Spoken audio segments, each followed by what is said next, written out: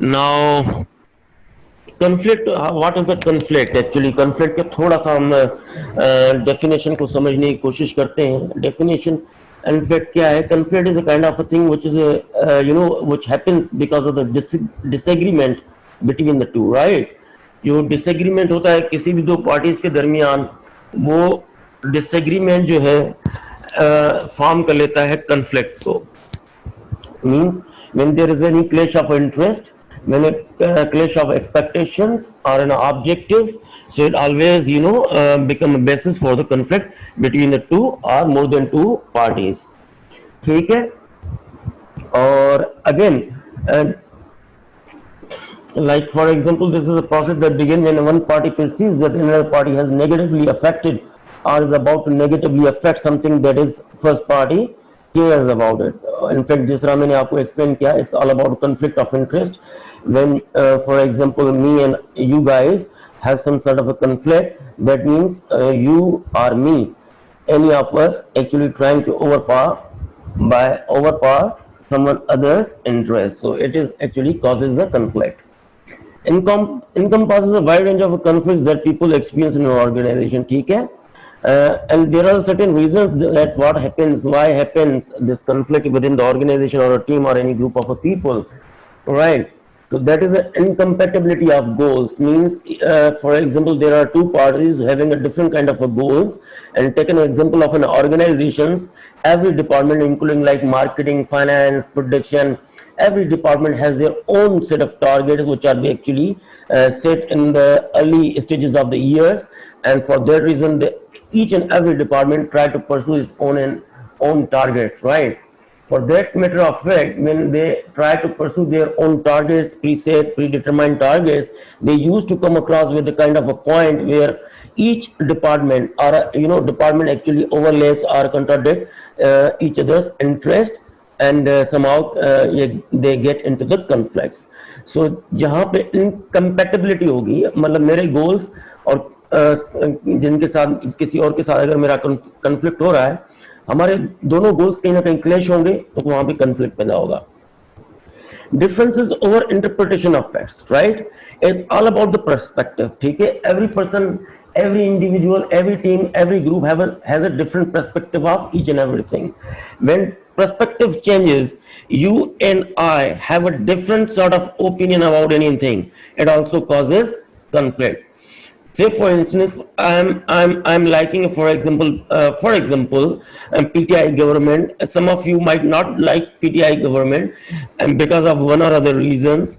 So it is again a difference of the perceptions and perspective. ठीक है. हमारा और आपका पर्सपेक्टिव जब चेंज हो जाएगा, तो नेचुरली वो भी एक कॉज ऑफ कॉन्फ्लिक्ट पैदा करता है. Then disagreement based on the behavioural expectations. ठीक है. Like you might have some expectation from me, and I have the same kind of I do have also some expectation from my students as well. When you expect something from someone, and he either doesn't come up or doesn't behave in accordance with your expectations, conflict rises. For example, जिस तरह marketing department हमेशा जब अपनी performance show करता है, they always tends to give a high figure of the sales. ठीक है. Sales revenue की फिगर देता है, लेकिन वहीं पे फाइनेंस ये फिगर्स देता है कि इन्होंने सेल्स तो जनरेट की है, लेकिन कॉस्ट ऑफ डूइंग बिजनेस इन्होंने एक्सपोनेंशियली बढ़ा दिया है. आप समझ रहे हैं? तो these are the both are the facts, but having a different perspective. Marketing perspective में वो डिफरेंट फैक्ट्स हैं, और फाइनेंस के पर्सपेक्टिव में डिफरेंट फैक्ट्स हैं. So it also become a cause of the conflict between the two departments. Now that is transition in conflict thought. conflict जब होता है, मतलब जब जिसको हम conflict के नाम से जानते हैं, we need to understand कि ये conflict जिसको हम conflict के नाम से जानते हैं, ये अपनी स्टेज में जब शेप अप हो जाता है, when it become a really a conflict, that we understand about the conflict, वो किस मतलब प्रोसेस से गुजर के उस कॉन्फ्लिक्ट की स्टेज तक पहुंचता है. ठीक है. उसमें एक ट्रेडिशनल व्यू पॉइंट है, उसको भी हम समझेंगे कि भाई नॉर्मली कॉन्फ्लिक्ट के बारे में एक common perception with in society क्या है. When we talk about conflict, what is the first image comes in our mind?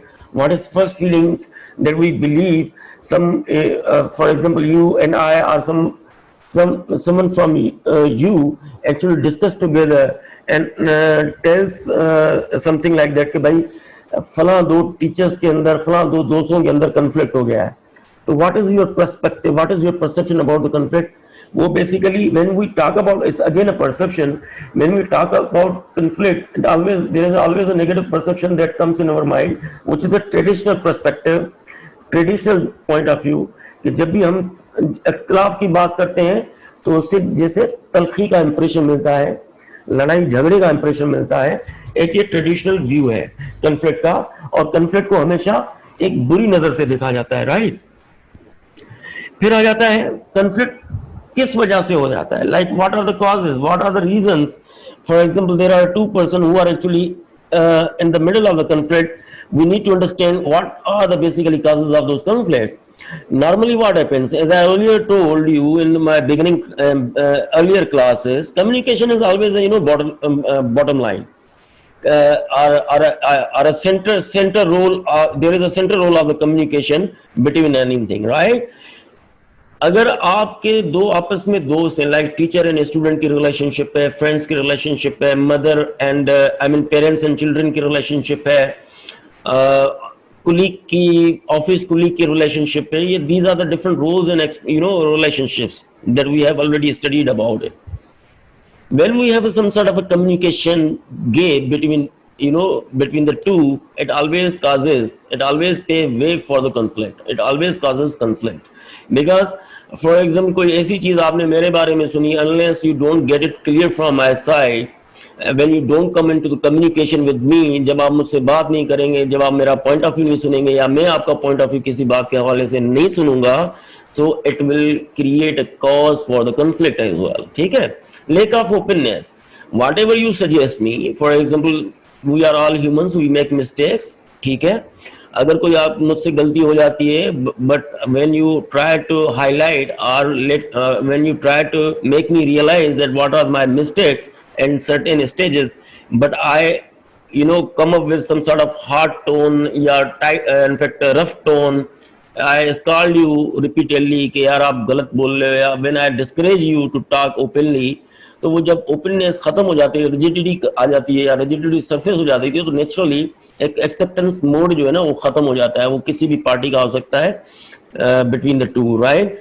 जहां पे किसी भी तरफ से ओपननेस जब खत्म होगी तो उसमें फिर रिजिडिटी इन्वॉल्व हो जाती है. जब रिजिडिटी इन्वॉल्व हो जाती है तो ये भी एक कंफ्लिक्ट का बायस बनता है, ये reason. Failure to respond to employ needs. ठीक है. अब एम्प्लॉय, ये कॉन्टेक्स्ट में बात हो रही है ऑर्गेनाइजेशंस में. ठीक है. अगर एम्प्लॉयज जो है किसी ऑर्गेनाइजेशन के पर्सपेक्टिव में बात करें कि समबडी एक्चुअली, जिस तरह इंडस्ट्री में नॉर्मली इश्यूज आते हैं, सैलरीज लेट होती हैं या सैलरी डिडक्शन हो जाती है, बाज़ औक़ात पेनल्टीज लग जाती हैं लेट कमिंग पे या एब्सेंस पे. ठीक है. या उनके पास कोई सेफ्टी अपडेट, सेफ्टी गियर्स नहीं है. जब वो कोई एम्प्लॉय किसी फ्लोर पे या प्रोडक्शन प्रोसेस पे काम करता है, he always work in the dangerous conditions, and when he try to speak with the supervisor, head of the department, to convey his concerns and the grievances, and try to get his problem solved through approaching their supervisors or the senior ones. But वहां से अगर वही वाली बात है कि अगर response नहीं मिलता है, when supervisor becomes so rigid and he is not open to listen any grievances of the employees, so it also create the causes of the conflict. The same case goes with the student and the teachers. जब अगर student for example ऐसा है जो कोई बात concern show करना चाह रहा है, टीचर अगर उसको एड्रेस नहीं कर रहा है properly, it also create a cause of conflict between teacher and the students. The same case goes with the teacher as well. अगर किसी स्टूडेंट्स को कोई चीज कन्वे करना चाह रहा है, and when he feels students are not obeying the instructions, it also can create the cause of conflict. Continue transition in conflict thought. ठीक है. Human relation view of conflict. The belief that conflict is a natural and inevitable outcome in any group. Prevalent from the late 1940s। ये मुख्तलिफ like perspectives हैं जो theories के अंदर बताया गया है। जिस तरह मैंने बताया कि हमेशा बुरा समझा जाता है कन्फ्लिक्ट को, इसी तरह एक भी ये भी पॉइंट ऑफ व्यू है। वो ये है कि ये एक पॉइंट ऑफ व्यू है कि भाई जहाँ पे वो कहावत होती है ना, जहाँ पे बर्तन दो बर्तन होंगे तो वो हमेशा आपस में टकराते हैं। तो it's again kind of thing कि जहाँ पे मतलब ग्रुप होगा, दो लोग होंगे, दो से ज्यादा लोग होंगे, तो कंफ्लिक्ट तो नेचुरली, चाहे आप कितने ही वहां के जो पार्टिसिपेंट हैं, ये कितने भी अच्छे लोग हों, कितने भी पॉजिटिव हों, लेकिन इससे नेचुरल कोर्स ऑफ एक्शन किसी न किसी पॉइंट ऑफ टाइम पे या किसी भी ऐसे सब्जेक्ट पे वो पॉइंट ऑफ डिफरेंस या पॉइंट ऑफ कंफ्लिक्ट पे जरूर पहुंचेंगे। एक पॉइंट ऑफ व्यू ये भी है। Now interactionist view of conflict, the believe that conflict is not only a positive force in a group but that it is absolutely necessary for a group to perform effectively. ठीक है, अब जैसे जैसे research and development बड़ी, जाहिर है मुख्तलिफ हमारे HR स्पेशलिस्ट मुख्तलिफ रिसर्च इन सब्जेक्ट्स में करते हैं, when they actually attempted to understand why actually this conflict is being considered negative all the time for past all years of span of years that I have just told you. So researchers have come to know that conflict is not the bad thing all the time. इनका मतलब ये कहना है कि जब आपका conflict होता है किसी के दरमियान में, इसका मतलब ये हरगिज नहीं है कि वो कन्फ्लिक्ट कोई झगड़ा, लड़ाई, मार कुटाई, कत्ल गारत की शक्ल अख्तियार कर ले। It's never been the case in a progressive society. Please minded, I am saying progressive society. ठीक है, तो प्रोग्रेसिव सोसाइटी का मतलब ये कि जहां पे थोड़ी सी एक तो अंडरस्टैंडिंग हो, we need to understand what is the conflict, मतलब जहां पे क्लियरिटी ऑफ कॉन्सेप्ट बड़ा इंपॉर्टेंट है, हो कि भाई पता हो कि कन्फ्लिक्ट को हमें सिर्फ लड़ाई झगड़ा और फसाद की शक्ल में ही नहीं देखना चाहिए, कन्फ्लिक्ट को एक हमें अपॉर्चुनिटी के तौर पर भी देखना चाहिए। When we get into the conflict we always try, because as I said conflict is basically a clash of interest. ठीक है, someone actually try to overcome और ओवरपास और ग्रैब समवन अदर्स इंटरेस्ट, किसी ना किसी का इंटरेस्ट वहां पे हिट होता है, तभी तो कन्फ्लिक्ट क्रिएट होता है। तो लिहाजा हमें ये जो कन्फ्लिक्ट है ये अपॉर्चुनिटी भी प्रोवाइड करता है किसी भी मैनेजर को कि थोड़ा सा वो इनसाइट जरूर दे, सेकंड थॉट जरूर दे, and he should give a thought to his or her approach that what could be the alternative solutions that could actually brought into the practice so that conflict can be managed effectively, so that performance can be improved out of conflict, जिसको हम कहते हैं ना कि negative से हम उसको positive किस तरीके से कन्वर्ट कर सकते हैं, that is more important. When there are people, like for example, take an example of a different departments, as I already told, marketing, finance, everybody actually get into conflict on certain points. Even if you look in an organizational perspective or a point of view, look at an IB as well, there might be different departments who might be in conflict on a certain point or a certain issues or certain subjects. So this is very much necessary because quality QEC, quality enhancement cell, would have a different targets and objectives. Business department would have a different objectives, and again, like finance department would have a different objectives. HR might have a different objectives. Every department try to pursue to attain their respective goals and the targets, and try to serve their own interests with respect to the departmental context, right? जब इस तरीके से वो करेंगे, अब for example जिस तरह हम अभी रिसेंटली बात कर रहे हैं कि हमारे टारगेट्स थे, फॉर एग्जांपल ऐसा था कि हम we were planning in the August, mid of August कि हम फाइनल कर लेंगे, but when we received email notification from the examination department which showed actually examination department की प्रायोरिटी उसने रिफ्लेक्ट की कि भाई हमें जल्दी इसको क्लोज करना है। When we see and we conducted some sort of a batch session, what is the priority and what can be done, so we came up with a different plan. So accordingly हमने adjustment की, and it was also kind of an approach to get the maximum benefit out of the conflict when there is a situation arises in terms of a conflict, right?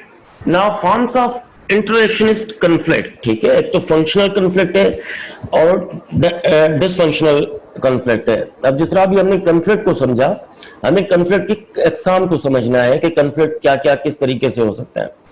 Conflict, functional conflict हमेशा उसी से कहेंगे जो basically जिससे हम जब when we get into the conflict, like again जिस तरह जिससे हमें कोई प्रोडक्टिविटी, कोई रिजल्ट या कोई आउटपुट पॉजिटिव मिलने के, जिससे प्रोडक्टिविटी इंप्रूवमेंट हो, जिसमें परफॉर्मेंस इंप्रूवमेंट हो, जिसमें स्किल डेवलपमेंट हो, हर वो कन्फ्लिक्ट वो अच्छा होता है, जिससे आपकी ओवरऑल परफॉर्मेंस इंडिविजुअल लेवल पे, ग्रुप लेवल पे एंड ऑर्गेनाइजेशन लेवल पे अगर पॉजिटिव आती है तो वो उसको हम फंक्शनल कॉन्फ्लिक्ट कहते हैं।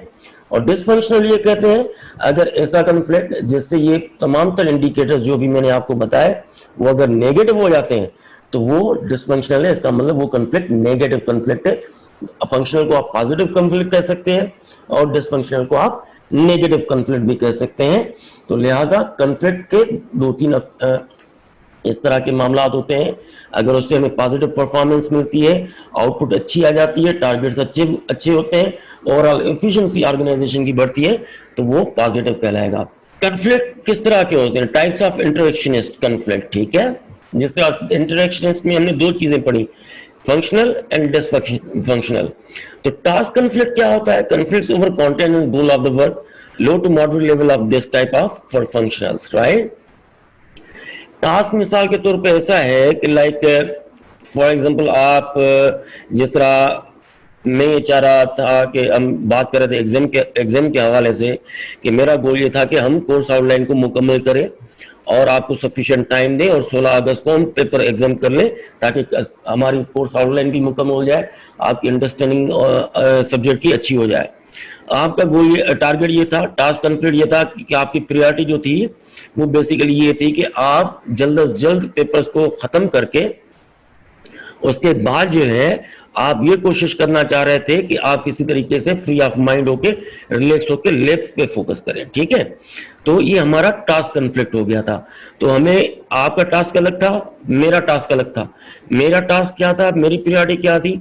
वो ये थी कि मैं जल्द से जल्द अपना अपना एक तो आपको लेक्चर प्रोवाइड करूं, आपकी लर्निंग हो, आप गो थ्रू करें, पूरी कोर्स आउटलाइन मुकम्मल करें और 16 को आपको सफिशिएंट टाइम हो ताकि आप गो थ्रू कर सके और चीजों को अच्छे तरीके से पेपर को अटेम्प्ट कर सके, ठीक है।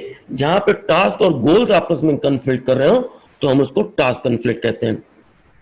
रिलेशनशिप कॉन्फ्लिक्ट ये होता है कि फॉर एग्जाम्पल अगर रिलेशनशिप का मतलब ये है कि जिस तरह खटास हो जाती है किसी के रिश्तों में, फॉर एग्जाम्पल अगर मैं टीचर हूं तो मेरी किसी टीचर के साथ एक रिलेशनशिप डिस्टर्ब है बिकॉज ऑफ वन और other reason, there might be hundreds of the reason behind it.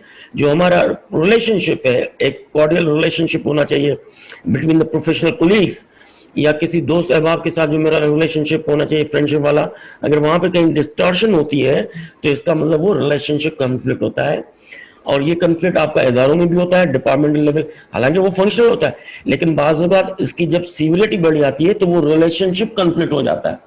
बाज़ औक़ात आप एक दूसरे की इदारों में लोग शक्ल पसंद करना नहीं, शक्ल देखना पसंद नहीं करते हैं। अगर मार्केटिंग वाले का अगर फॉर एग्जाम्पल प्रोडक्शन वाले के साथ कॉन्फ्लिक्ट हो गया जो ट्रांसफॉर्म हो गया रिलेशनशिप कॉन्फ्लिक्ट में, तो he will try to avoid any sort of meeting के मतलब वो हत्तुल इम्कान कोशिश करेगा कि उसके मुंह पे नहीं जाए या उसके साथ किसी भी किस्म की डिस्कशन नहीं करे क्योंकि वो उसके साथ वो रिलेशनशिप कॉन्फ्लिक्ट में आ जाता है। तो इसको हम कहते हैं नेगेटिव, क्योंकि वो परफॉर्मेंस पे बड़ा नेगेटिवली इम्पैक्ट देगा। फिर प्रोसेस कॉन्फ्लिक्ट आ जाता है। Process conflict is a way of doing things, ठीक है। फॉर एग्जांपल हम जिस तरह में हम पेपर की बात कर रहे हैं, नॉर्मली मेरी प्रायोरिटी होती है, मैं कहता हूँ केस स्टडीज हो और उसके अंदर मैंने पैटर्न सेट किया like for example objective type, right, और उसको हम एलएमएस में कहते हैं। तो आप ये प्रोसेस कॉन्फ्लिक्ट है। आप चाहते हो फॉर एग्जांपल अगर आप चाहते हो 14 मार्क्स का जो है वो टोटल जो पेपर हो वो 40 मार्क्स का फॉर एग्जांपल केस स्टडी हो या एमसीक्यूज हो, आप सिर्फ ये चाहते हो और मैं चाहता हूं कि केस स्टडी में शामिल हो, तो वो एक प्रोसेस कॉन्फ्लिक्ट कहलाएगा, ठीक है। आप क्योंकि ये इम्तिहान देने में तो कोई प्रॉब्लम नहीं है, आप भी देना चाह रहे हो और मैं इम्तिहान कंडक्ट करवाना चाह रहे हूँ। सिर्फ प्रोसेस उसका ये है कि आप उसके अंदर जो बेसिकली जो तरीकाकार है एलएमएस पे लेना और मल्टीपल चॉइस क्वेश्चन और प्लस में केस स्टडी का तरीका है, उस पर आपका डिसएग्रीमेंट है और आप ये चाह रहे हो कि वो चेंज हो। जहां इसी तरीके से अगर मैं ऑर्गेनाइजेशन की बात करूं कि कोई फॉर एग्जांपल एचआर वाला अगर वो चाह रहा है कि मैं इंडक्शन करूं according to the JD of the position, job description कहते हैं, जेडी मींस जॉब डिस्क्रिप्शन, मतलब ये है कि जो क्राइटेरिया प्रीसेट है किसी भी पोजीशन का, अगर एचआर ये चाहता है कि मैं उसी प्रोसेस को फॉलो करूं, लेकिन प्रोडक्शन कह रहा है कि मुझे प्रोडक्शन जल्दी करनी है, मुझे टारगेट अचीव करने हैं, लिहाजा आप अपने प्रोसेसेस को चेंज करो या उसको शॉर्टन करो, या उसका थोड़ा सा तरीकाकार डिफरेंट करो जिससे वो HR एग्री नहीं कर रहा है, तो it will be a conflict which is will be known as a process conflict. उसके बाद आ जाते हैं जनाब conflict process. ठीक है, ये कुछ 5 स्टेजेस हैं जिस तरह अभी मैंने डिस्कशन के दौरान पहले मैंने आपको बताया कि conflict के कितनी मतलब क्या तरीके जिसको हम conflict समझते हैं, तो वो conflict पहुंचने तक कैसे होता है. ठीक है, तो उसमें क्या है, स्टेज 1 है, स्टेज 2 है, स्टेज 3, स्टेज 4 एंड स्टेज 5. पहले क्या है, पहली स्टेज में क्या है, पोटेंशियल ऑपोजिशन और इनकम्पेटिबिलिटी.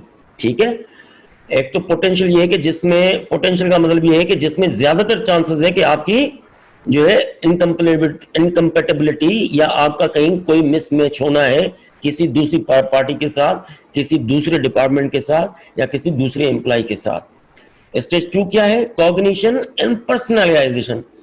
जब आपको लग रहा है कि यार हो सकता है मेरा इसके साथ किसी एक इस पॉइंट पे हो सकता है मेरा शायद कोई कन्फ्लिक्ट या उसके साथ डिसएग्रीमेंट क्रिएट हो जाए, तो दूसरी स्टेज शुरू हो जाती है जब आपको ये रियलाइज आप महसूस करते हो, पहचानने की कोशिश करते हो क्या यार मेरी अब इनके साथ कन्फ्लिक्ट हो चुका है या अभी कन्फ्लिक्ट नहीं हुआ है, और अगर कन्फ्लिक्ट हुआ है तो वो किस लेवल पे हुआ है, इनिशियल स्टेज पे है या इतनी हद तक चला गया कि हम उसको बेसिकली पर्सनैलिटी पे लेके आए, अपने पर्सनल कन्फ्लिक्ट में लेके आए. तो ये कहलाती है कॉग्निशन, जिसको एहसास कहते हैं, जिसको आप रियलाइज करते हैं और आपको महसूस लगने लगता है, उसको हम कहते हैं कॉग्निशन एंड पर्सनलाइजेशन. ठीक है, स्टेज 3 कहलाती है इंटेंशंस. अब आपको लग तो गया, आपको महसूस हो गया there are conflicts. So now intentions reflects your behaviour and possible course of action to manage, handle और resolve the conflict. इसको हम कहते हैं intentions के आपके likelihood, जिसको कहते हैं ना likely behavior, likely expected actions are known as a intentions. Number 4, behavior. When you have some likely actions, when you have some internal desire to act, then it will be transformed into the action which is known as a behavior. आप फिर उसको show करना शुरू कर देते हो, express करना शुरू कर देते हो थ्रू यूर एक्शंस, जिसको हम बिहेवियर के नाम से जानते हैं. स्टेज नंबर 5 में क्या होता है, फिर उसके रिजल्ट या उसके जो भी नतीजे वो निकलते हैं जो भी हैं. ठीक है, ये 5 स्टेजेस हैं. अब पहली स्टेजेस में क्या होती है, पहली स्टेज में क्या होता है, एंटीसीडेंट कंडीशंस. ठीक है, एंटीसीडेंट का मतलब क्या है कि कौन कौन सी ऐसी वजूहत हैं, ऐसे सिग्नल्स हैं जिसके आपको लग रहा है, महसूस हो रहा है, that is communication, structure, personal variables. Antecedent conditions का मतलब ये है कि ये इन 3 वजूहत की वजह से जो आपको महसूस हो रहा है कि आप किसी के साथ कंफ्लिक्ट में चले जाएंगे. ठीक है, स्ट्रक्चर क्या है, या तो ऑर्गेनाइजेशन का स्ट्रक्चर इस तरह का है कि उसके अंदर आपका रोल जो है वो रोल जिस तरह हमने पीछे पढ़ा भी था, रोल कंफ्लिक्ट आ जाता है, और उस स्ट्रक्चर की वजह से कम्युनिकेशन कुछ इस तरह की है ऑर्गेनाइजेशन के अंदर जिसमें आपको लाइकली चांसेस हैं कि आप किसी कंफ्लिक्ट में चले जाएं.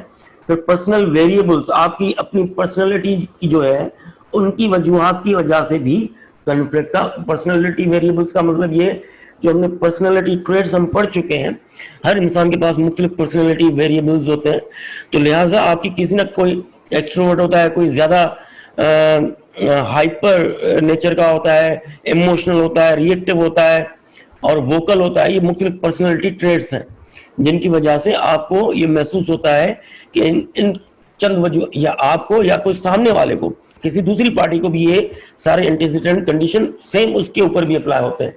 तो इन वजूहत की वजह से आपको लगता है कि ये जो है पॉसिबल कॉजेज हो सकते हैं, कॉजेज और रीजंस और एंटीसीडेंट्स. एंटीसीडेंट्स कहते हैं स्टिमुलाई. एंटीसीडेंट मतलब ये जो बेसिकली आपको किसी न किसी तरीके से फोर्स करते हैं. एक एंटीसीडेंट रिस्पांस थ्योरी कहलाती है 4 में.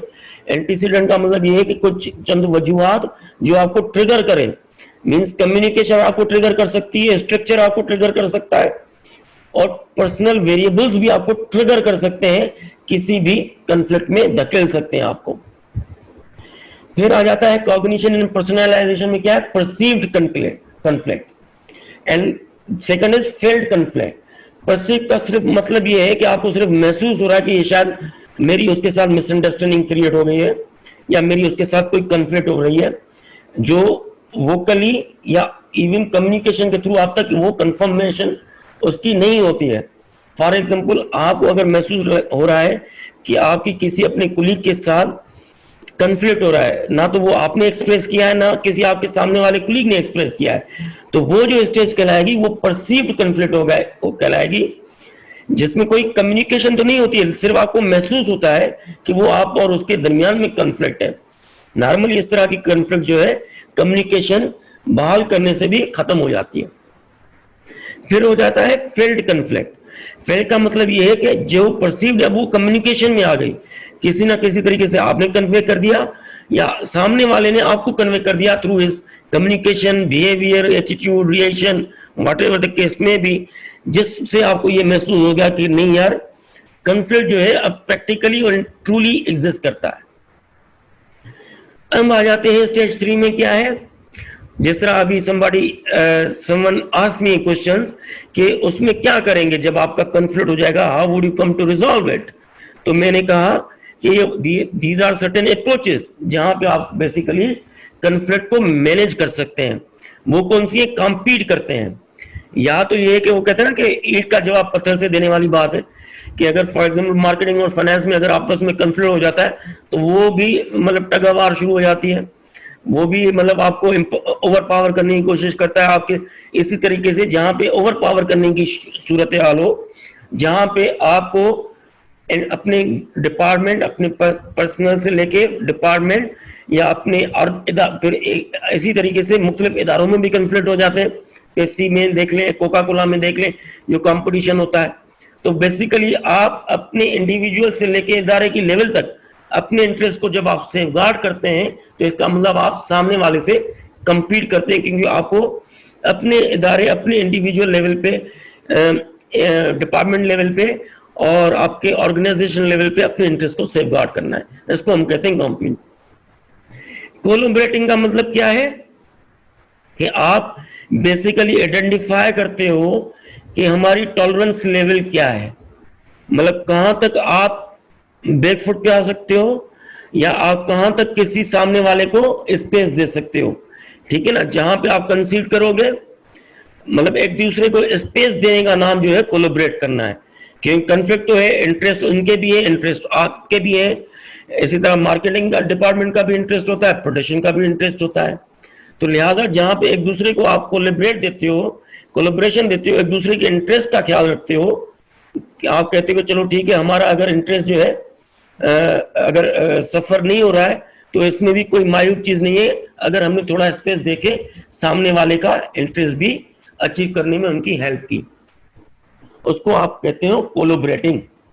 कॉम्प्रोमाइजिंग का मतलब क्या है?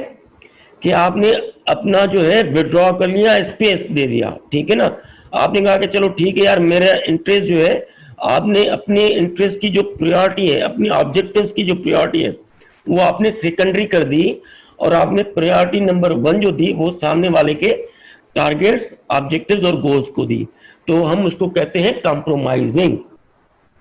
ठीक है? जिस तरह अक्सर वो कहते हैं ना कि मियाँ बीवी के रिश्ते में जो है ना कॉम्प्रोमाइज होता है, तो ये बड़ा बेस्ट एग्जांपल, ऐसे ज्यादा कोई अच्छा एग्जांपल मिल नहीं सकता कि उसमें कॉम्प्रोमाइज ही होता है। तो अक्सर मतलब हर किसी का एक्सपीरियंस अलग है, लेकिन जनरल परसेप्शन ये है कि हस्बैंड्स बड़े कॉम्प्रोमाइज करते हैं। मुमकिन है ये गलत हो परसेप्शन, आप में से बहुत सारे लोग शायद डिसएग्री भी करें, बट एक परसेप्शन है जो मुझे लगता है। तो ये सिचुएशन है, क्योंकि आप स्पेस देते हो, आप बोलोगे यार ठीक है हमारा चलता रहे, बस जो है बेगम जो है वो खुश रहे, ये इस तरह की कॉम्प्रोमाइजिंग सिचुएशन आ जाती है। अवॉइडिंग क्या करते हो? अवॉइड का मतलब ये है कि हर चीज पे आप तारीफ कर लो, चाहे आपको भले कोई अच्छा मतलब वो चीज अच्छी लगे नहीं लगे, आप करते हो ठीक है यार, तारीफ कर दो, जान छुड़ाओ, मतलब निपटाओ उसको, कन्फ्लिक्ट में नहीं जाते हो। ठीक है ना? तो आप कोशिश करते हो कोई ऐसा काम नहीं करते हो जिससे आपका कुलीग, आपका फ्रेंड या आप जिसके साथ रिलेशनशिप को मेंटेन करना चाह रहे हो वो किसी तरीके से डिस्टर्ब हो जाए या उसका गोल कॉम्प्रोमाइज हो जाए। आप कोशिश करते हो, अवॉइड करते हो, ये नहीं, उसमें ये होता है आप अपने गोल को कॉम्प्रोमाइज नहीं करते हो, you just actually change the way. ठीक है? अवॉइड करते हैं, कोशिश करते हैं कि सामने वाले का जो इंटरेस्ट है, सामने वाले के जो अदर पार्टी है उसके आड़े आप नहीं आए और रोड़े नहीं अटकाए उसके सामने, ताकि वो उनका interest complete, as long as your own interest is properly secure.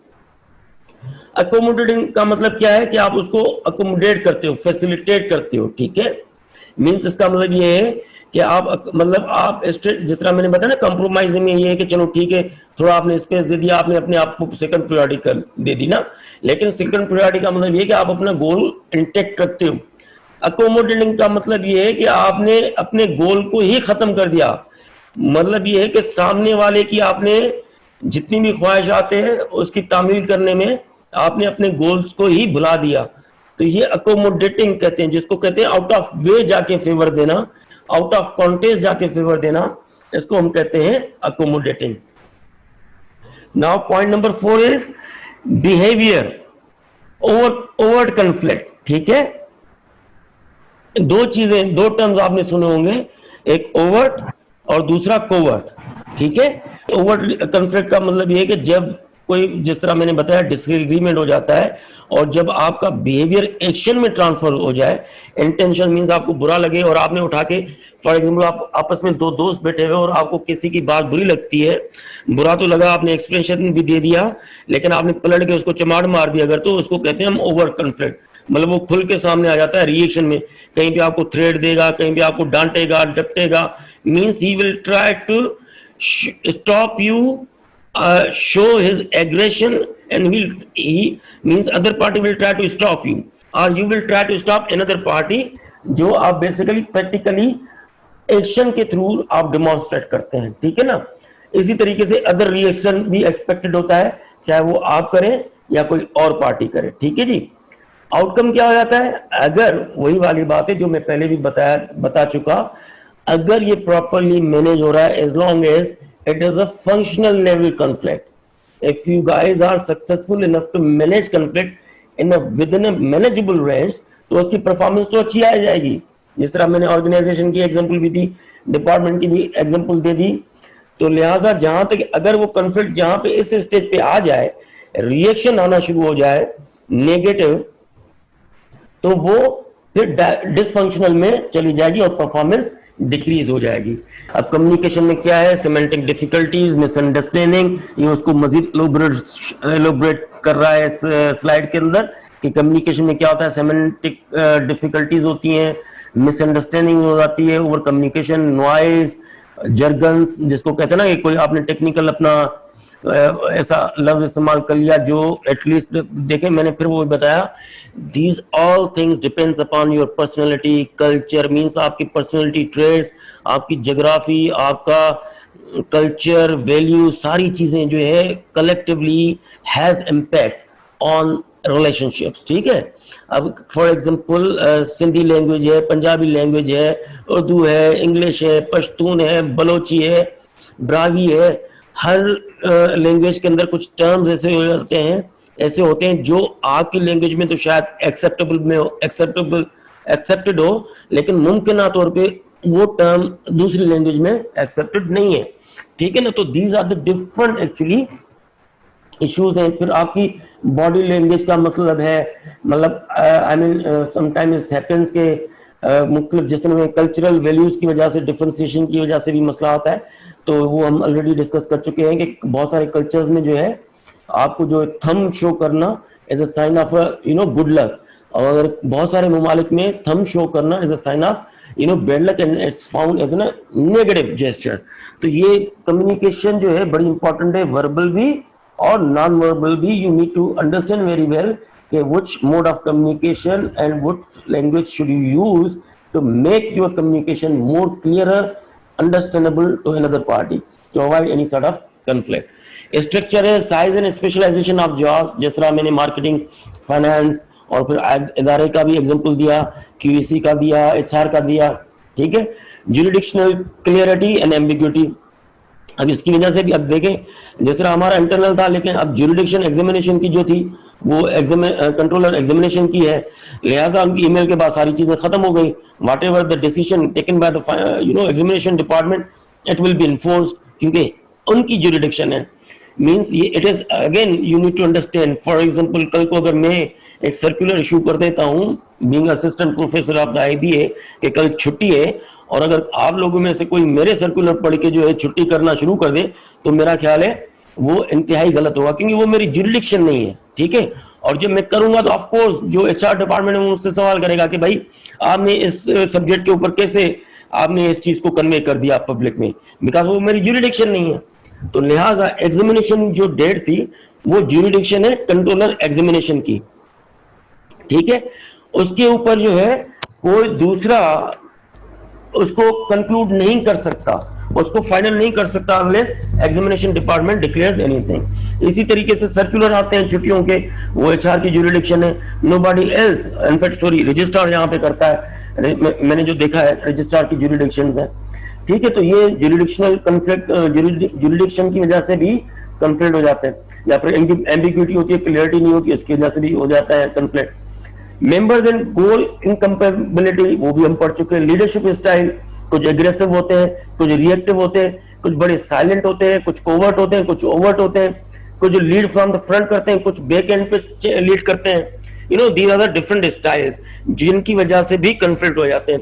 बातों बात आपने देखा होगा जिन डिपार्टमेंट या जिन ग्रुप्स या जिन कंपनी से जो उनके हेड्स होते हैं when they lead from the front, उनकी पूरी टीम बड़ी करेजियस होती है, बड़ी बोल्ड होती है, बड़ा एक्शनेबल वो एक्शन लेते हैं, ठीक है।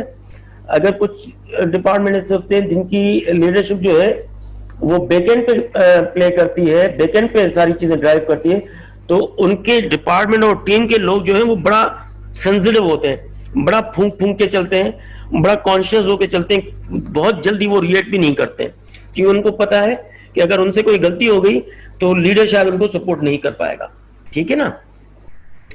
तो ये इस तरह की मुख्तलिफ लीडरशिप स्टाइल हो जाती है। रिवार्ड सिस्टम है।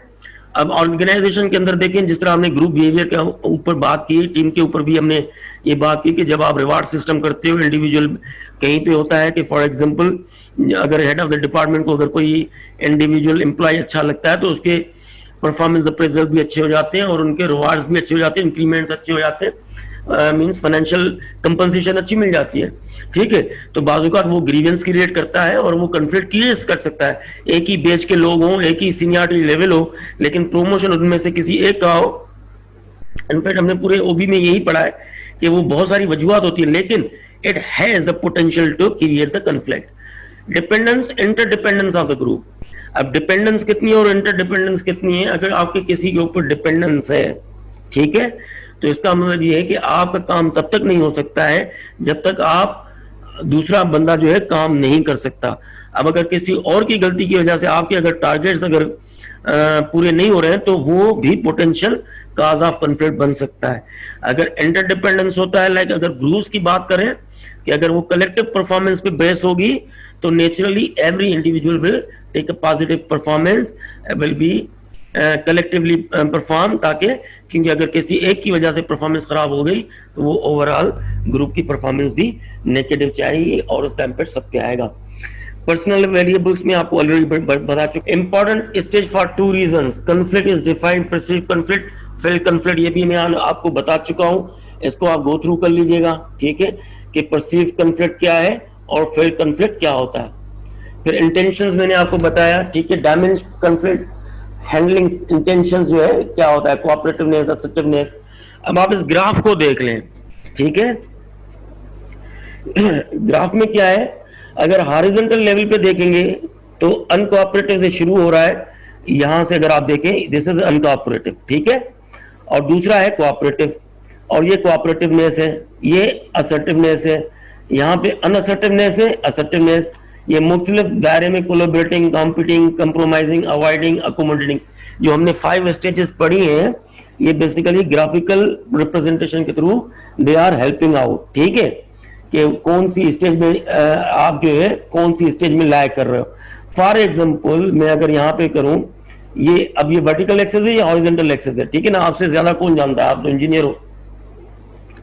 अगर ये पॉइंट मेरे एरो कर्सर को देखिएगा, यहां से लेके ये यहां तक अगर यूं हो रहा है, ठीक है, यहां पे हमने 90 डिग्री एंगल बना दिया, ठीक है।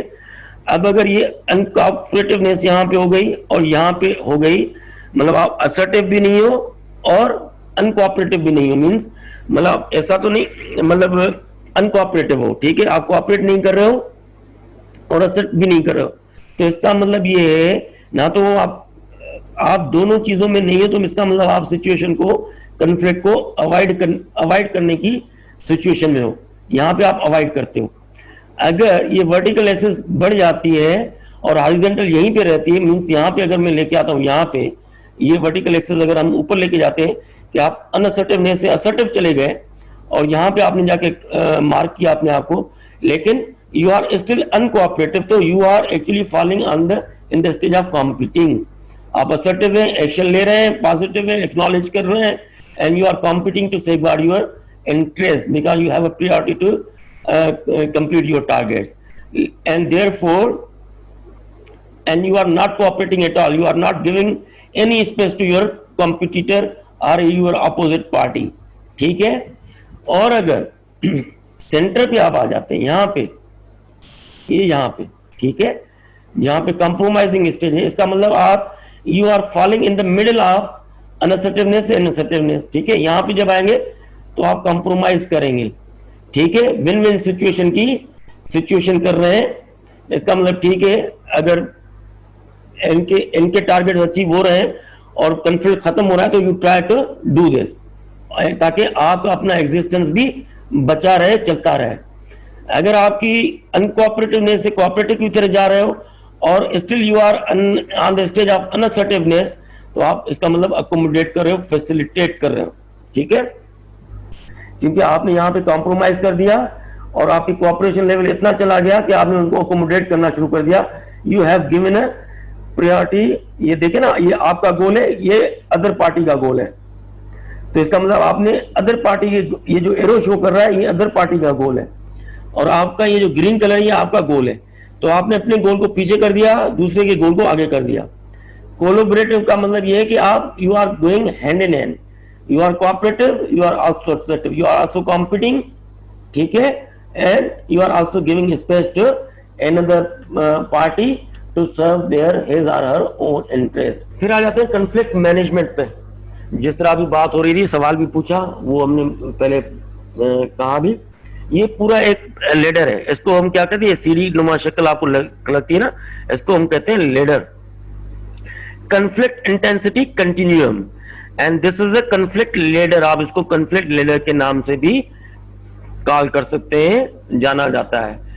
यहां पे जीरो कन्फ्लिक्ट, जैसे जैसे लेडर ऊपर चला जाएगा, ठीक है, ये कन्फ्लिक्ट जो है उतना ही प्रोमिनेंट और अपीरेंट होना शुरू हो जाएगा। अब पहली स्टेज पे क्या है, सिंपल माइनर डिसएग्रीमेंट और मिसअंडरस्टैंडिंग स्टेज होती है, फिर ओवर क्वेश्चनिंग और चैलेंजिंग ऑफ अदर्स, ठीक है। जब आप डिसएग्रीमेंट से, when you pose some sort of questions to others and try to questions and challenge others point of view, so it's stage number second. First ये no conflict, second ये minor, then over questioning challenging others goals, ठीक है, आप उनको challenge करते हो, question करते हो, रिजेस्ट करते हो, this is a second stage.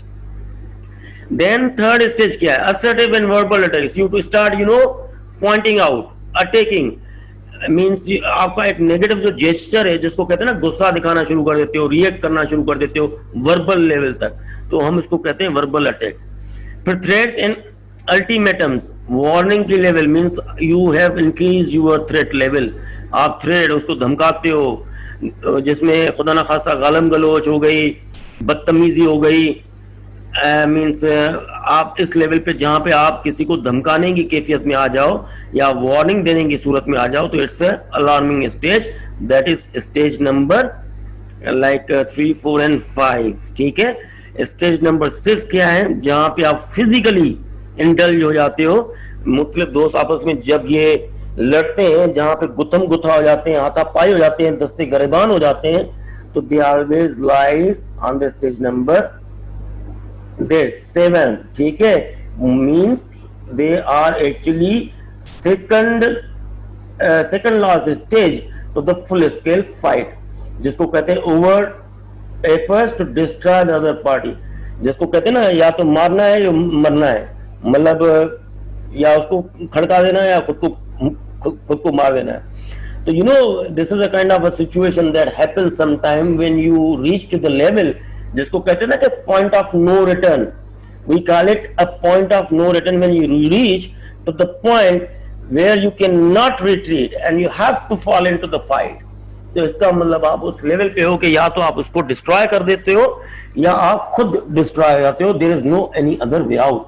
तो हमें बीइंग एन मैनेजर, ठीक है, अब ये बड़ा इंपॉर्टेंट है जिस तरह आपने कहा कि यहाँ पे बिल्कुल ये नो कॉन्फ्लिक्ट है, यहाँ पे बिल्कुल एक्सप्रेसिव कॉन्फ्लिक्ट है ना, फुल स्केल कॉन्फ्लिक्ट है। तो you need to find out middle of it, मतलब it's matter of common sense कि जहां पे आपको, अच्छा मिडिल ऑफ द कॉमन, जो मिडिल ऑफ द स्टेज आपको कहां पे मिलेगी और किस तरह मिलेगी उसको हम अगली स्लाइड में डिस्कस भी करेंगे। लेकिन समहाउ मींस मतलब आइडियल स्टेट तो शायद आप लोगों में से ये भी कोई कह रहा होगा कि यार अच्छा है कंप्लीट ही ना हो, काम चलता रहे। लेकिन अभी ब्रीफली मैंने थोड़ा आपको पिछली स्लाइड में बताया कि एक फंक्शनल कॉन्फ्लिक्ट होता है और दूसरा डिसफंक्शनल होता है। तो हमें कहीं ना कहीं बीच में इक्विलिब्रियम ढूंढना है, means balance between the two हमें ढूंढना है। कॉन्फ्लिक्ट रेजोल्यूशन टेक्निक्स, ठीक है, ये कॉन्फ्लिक्ट रेजोल्यूशन की मुख्तलिफ टेक्निक्स हैं। प्रॉब्लम सॉल्विंग होती है, प्रॉब्लम सॉल्विंग हमने टेक्निक्स पहले पढ़ी भी हैं कि क्या क्या होता है। You need to identify the problems, alternative solutions, then selecting best solution and all, and you just implement it. Superordinate goals means, superordinate goals का मतलब ये है कि आप अपने गोल्स और सामने वाले के गोल्स को कोलैबोरेट कर लेते हो, ठीक है ना। मतलब यू एक्चुअली, जिसको हम कहते हैं शेयर्ड गोल्स, मतलब आप अपने गोल्स और उनके गोल्स को कहीं ना कहीं एक ब्रिज अप कर लेते हो कि मतलब कॉमन इंटरेस्ट, जिसको कहते हैं ना कॉमन इंटरेस्ट। जैसे आप पाकिस्तान के मुख्तलिफ प्रोविंशियल ऑटोनॉमीज हैं, जब उनके अंदर कंफ्लिक्ट आ जाता है, what do, they bring the matter into the council of common interest, ठीक है, जहां पे कलेक्टिव गोल्स डेवलप हो जाते हैं। एक्सपेंशन ऑफ रिसोर्सेस, क्योंकि कन्फ्लिक्ट होते हैं रिसोर्सेज की वजह से इदारों के अंदर, किसी को मिसाल के तौर पर फाइनेंशियल रिसोर्सेज ज्यादा है, प्रमोशन ज्यादा मिल रहे हैं, इंक्रीमेंट ज्यादा मिल रहे हैं। Normally it happens with the marketing department, they usually have usually get the great piece of cake from the organisational resources. तो ये बाजुकात आपको कन्फ्लिक्ट की शक्ल अख्तियार करते हुए नजर आएंगे। तो लिहाजा या तो ये होता है कि अगर आप कन्फ्लिक्ट खत्म नहीं हो सकता है, अगर आपको मार्केटिंग का बजट आपने 1 लाख रुपए रखा है तो it is better maintain the budget of 1 lakh rupees for each and every department, ताकि किसी और डिपार्टमेंट को वो प्रॉब्लम नहीं हो। मतलब आपने अगर, क्योंकि बैलेंस करना ना, अगर आप उनको दे रहे हो इनको भी दे रहे हो ताकि बैलेंस कर लें, कंप्लीट खत्म हो जाए या मैनेज हो जाए, ठीक है। अवॉइडेंस वो हम पढ़ चुके हैं, ठीक है। अवॉइडेंस का मतलब क्या है, आप अवॉइड करते हो। स्मूथिंग का मतलब ये है, स्मूथ आउट मतलब इनहेलेशन, आप उनको सुनते हो, करते हो कहीं एक मिडिल ऑफ द ग्राउंड, जिसको कहते हैं ना कि बॉटम लाइन। स्मूथिंग का मतलब ये है कि ऐसी कौन सी ऐसे पॉइंट ऑफ डिस्कशन या पॉइंट ऑफ सॉल्यूशन हम निकाल लें जहां पे उनके मिनिमल पॉइंट हम आइडेंटिफाई करते हैं स्मूथिंग में, कि इस मिनिमल पॉइंट पे, जिसको कहते हैं रेड लाइन, कि वो ऐसे ज्यादा पीछे नहीं जाएंगे और this is our minimal point, और ये इस पॉइंट पे हम जाके स्टक हो जाएंगे और इससे ज्यादा हम पीछे नहीं हट सकते। जिसकी मिसाल जो है आजकल चाइना और इंडिया के बीच में कन्फ्लिक्टिंग पॉइंट है, और वो इंडिया बेसिकली कोशिश कर रहा है स्मूथिंग करने की, किसी तरीके से हम स्मूथ आउट कर रहे हैं सिचुएशन को, और वो इंडिया अपना मिनिमल पॉइंट आइडेंटिफाई करने के चक्कर में इंगेज हुआ है कि वो किसी तरीके से मिनिमल पॉइंट पे लेके आया चाइना को, कि this is a minimal point, कि आपने जो भी किया गलवान में कर लिया, लेकिन अब इससे ज्यादा नहीं आना, वरना हमारे लिए जो ना हमारा सर्वाइवल मुश्किल हो जाएगा, ठीक है। कॉम्प्रोमाइज का मतलब ये है कि एक, जिस तरह अभी इनफैक्ट इसी एग्जांपल को लेके चल रहे हैं कि अगर फॉर एग्जांपल वो जहां पे सिचुएशन है और अगर कहता है इंडिया ठीक है, all is done, all is okay, तो इसका मतलब उन्होंने कॉम्प्रोमाइज कर लिया और उन्हें गिव अप कर लिया। They are not in the mood of competing to the China and all. Authoritative command, अगर ये वन साइडेड कम्युनिकेशन होगी, इसका मतलब ये हार्ड एंड, मतलब एक ही आपकी बात ही नहीं सुनी जाएगी। किसी डिपार्टमेंट में टीचर आपकी बात नहीं सुनेगा, इदारे में बॉस जो है अपने सबऑर्डिनेट या अपनी टीम प्लेयर्स की बात नहीं सुनेगा, तो इसको कहते हैं हम अथॉरिटेटिव कमांड, ठीक है। जो एक ब्यूरोक्रेटिक स्टाइल होता है कि वन वे कम्युनिकेशन होती है, ऊपर बॉस ने कुछ डायरेक्शन दे दी, you have to comply irrespective whether you match with those skills, whether it is against your goals, whether you disagree with an objective or not, but you have to follow it. इसको हम कहते हैं authoritative command means अगर कोई आपका boss आपको कह देगा भाई आपका किसी के साथ झगड़ा खत्म कर लो, जिस तरह नॉर्मली फैमिली के अंदर हम देखेंगे जो वालिद होता है या पेरेंट्स होते हैं वो अथॉरिटेटिव कमांड होती है। अगर वो आपको कोई चीज कह देते हैं तो आप फिर बड़ा अनलाइकली होता है कि आप उसके ऊपर कोई रेजिस्ट करते हो, आप कहते हो ठीक है यार जाने दो। तो that is authoritative command which is come through the power और legitimate authority given by the organization. Altering the human variables, ठीक है, अगर आपको लग रहा है किसी एक बंदे की वजह से प्रॉब्लम है, ठीक है, ह्यूमन वेरिएबल का मतलब ये है कि पर्सनालिटी है उसकी। तो अगर कोई बंदा ऐसा है ही बेसिकली वो एग्रेसिव है, हर बात पे वो शॉर्ट टेम्पर्ड है, रिएक्ट करता है, तो बेहतर है या तो आप उनको ट्रेनिंग दें ताकि वो कॉन्फ्लिक्ट में जब बैठे या कहीं पे निगोशिएट करे तो उसके पास इतनी मेच्योरिटी और टेम्परामेंट लेवल हो कि वो तहमुल के साथ किसी की बात सुने। अगर वो उसमें वो चीजें शॉर्ट कमिंग है तो there are only two way out, या तो आप उनकी ट्रेनिंग करेंगे, डेवलप करेंगे उसको, उसकी मेंटल कैपेबिलिटी इतनी बढ़ाएंगे कि वो किसी तरीके से वो चीज हैंडल कर सके, नहीं तो otherwise you have to change the person as well, ठीक है।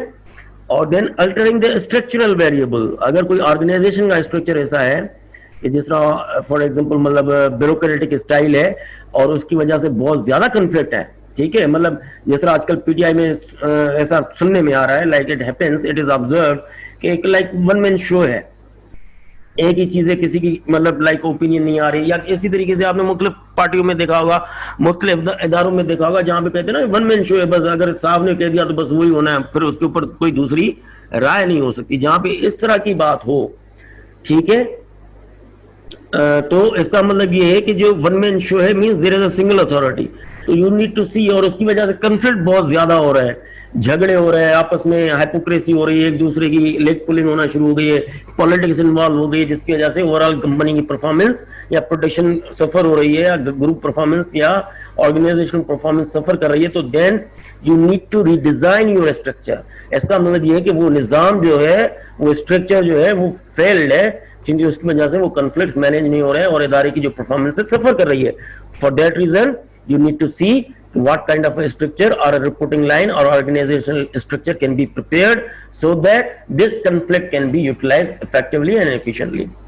Communication, उसके ऊपर ट्रेनिंग होगी, प्रॉपर कम्युनिकेशन के ऊपर तो बार बार ट्रेनिंग होती है, और हमेशा होनी चाहिए कि भाई आपको verbal, non verbal, personal, official and unofficial, ये तमाम तर राइट, रिटन, ओरल, ये तमाम तर communication tools, techniques and art आपको आना चाहिए। यू नीड टू सी, जिस तरह मैंने आपको पिछले लेक्चर में कहा, कम्युनिकेशन के लिए बड़ा इंपॉर्टेंट है, आप गो थ्रू कर लीजिएगा, it's a very good literature. You need to understand what is the 7 C's of the communication. जब आप वो चीजें पढ़ेंगे तो आपको कम्युनिकेशन क्या होती है, आपका पूरा एक कॉन्सेप्ट क्लियर हो जाएगा। ब्रिंगिंग एन आउटसाइडर, जिस तरह अभी क्वेश्चन भी हुआ कि सम टाइम इट हैपेंस कि आप, और मतलब जिसको आउटसाइडर का मतलब ये है कि कोई भी आ सकता है, उसमें मीडिएटर भी हो सकता है, उसमें आर्बिट्रेटर भी हो सकता है। If you understand these terms, these are the legal terms actually and part of OB as well, organisational context में अगर बात करें, ठीक है ना, आर्बिट्रेटर होता है, आपका कंसिलिएटर होता है, ठीक है जी, ये मुख्तलिफ आते हैं बाहर से लोग। अच्छा, इसमें जो अपना कंसिलिएटर जो होता है, कंसिलिएटर ऐसा होता है जिसके ऊपर बेसिकली, ठीक है ना, आप दोनों का ट्रस्ट होता है, लेकिन वो अनफॉर्मल बेसिस पे होता है। सपोज कर लो for example there are 2 parties who are in conflict, और आपके आपस में कम्युनिकेशन बिकॉज ऑफ वन और other reason you are not actually in a position to resolve the problem, then you invite others other person who actually upon which you both of the parties actually trust upon, ठीक है, जिसके ऊपर आपका trust होगा आप उसको invite करते हो, but he will have some informal relationship, वो आपको भी गाइड करेगा, दूसरी पार्टी को भी गाइड करेगा। इसको हम कहते हैं कंसिलिएटर, क्योंकि उसके पास कोई फॉर्मल अथॉरिटी नहीं होती। और इसी तरीके से फिर आर्बिट्रेटर जो होता है, उसके ऊपर बेसिकली आपको ये अथॉरिटी, आप उसके ऊपर ट्रस्ट करते हो, वो आपको गाइड कर सकता है। आर्बिट्रेटर का मतलब ये है कि आप काउंसलिंग कर सकता है, आपके बिहाफ पे दूसरे से बार्गेन कर सकता है। मींस अगर मैं ऑर्गेनाइजेशन के कॉन्टेक्स्ट में अगर मैं बात करूं, जब मुख्तलिफ पार्टीज वेंडर्स के ऊपर और मुख्तलिफ कंपनीज मींस प्राइसिंग के ऊपर हो गया, जब कॉन्फ्लिक्ट्स होते हैं, और कॉन्फ्लिक्ट्स बाज़ औक़ात ऐसे हो जाते हैं कि वेंडर्स की पेमेंट बाज़ औक़ात मुख्तलिफ ऑर्गेनाइजेशन रोक देती हैं, you know, they become in a conflict. फिर कहीं कोई प्रॉब्लम होती है and they both the parties if doesn't agree vendor and the principals, they try to come bring some other you know influential person जिसके ऊपर दोनों की relationship अच्छे हो, कॉन्फिडेंस लेवल अच्छा हो, तो लिहाजा वो फिर उसके अंदर मीडिएशन करता है। जिस तरह अक्सर जो है डोनाल्ड ट्रम्प ऑफर कर देता है कश्मीर इशू पे इंडिया और पाकिस्तान के ऊपर, वो हमेशा टर्म यूज करता है मीडिएशन का, कंसिलिएटर का टर्म यूज नहीं होता है। इसी तरीके से मीडिएटर का मतलब ये है कि वो फॉर्मली इनवाइटेड होता है, अथोराइज्ड होता है, आप दोनों उसको बेसिकली अपना एक कॉन्फिडेंस देते हो और उस कॉन्फिडेंस के तहत आप एक उनको ये अश्योरेंस देते हो कि आपकी तरफ से जो भी होगी हम उसको अपने ऊपर इन्फोर्स करेंगे। ठीक है। देन रिस्ट्रक्चरिंग द ऑर्गेनाइजेशन, मैंने ऑलरेडी इसके ऊपर बात कर ली कि ऑर्गेनाइजेशनल स्ट्रक्चर जो है शायद अगली स्लाइड में होगा तो हम पढ़ेंगे भी इसके हवाले से। मुख्तलिफ होते हैं, प्रोडक्ट वाइज भी होता है, आपने देखा होगा कहीं पे मुख्तलिफ डिपार्टमेंट, मार्केटिंग, फाइनेंस, ये क्या है, ये बेसिकली ये ऐसे हैं जो डिपार्टमेंट्स उनकी फंक्शनल स्पेशलाइजेशन की वजह से जो है वो किए गए हैं, मीन्स उनके उनके फंक्शंस के हिसाब से उनको ग्रुप अप किया गया है। इसी तरह अगर मार्केटिंग कंपनीज में अगर हम देखेंगे तो मुख्तलिफ ब्रांड्स जिसको हम कहते हैं प्रोडक्ट प्रोडक्ट जो है स्ट्रक्चर होता है, प्रोडक्ट स्पेशलाइज या प्रोडक्ट बेस्ड स्ट्रक्चर होता है कि कोई टेटले ब्रांड को देख रहा है। अगर हम लक्स की बात करें तो लक्स का उनका जो पूरा एसबीयूज की मैंने बात की थी, स्ट्रेटेजिक बिजनेस यूनिट्स, वो जो स्ट्रक्चर है वो बेसिकली डिसेंट्रलाइज स्ट्रक्चर होता है और वो किसी प्रोडक्ट बेस्ड पूरा एक जो है ना स्ट्रेटेजिक बिजनेस यूनिट जिसके रिसोर्सेज जो है वो अकॉर्डिंगली उस प्रोडक्ट बेस्ड ही अलॉट होते हैं, तो हम उसको कहते हैं रिस्ट्रक्चरिंग। ये मुख्तलिफ अप्रोचेज होते हैं, जो अप्रोच एक इदारे में वो अच्छी चल रही हो जरूरी नहीं वो दूसरे इदारे में भी कामयाब हो, जिसके बारे में हमने पिछले चैप्टर्स में पढ़ भी लिया है।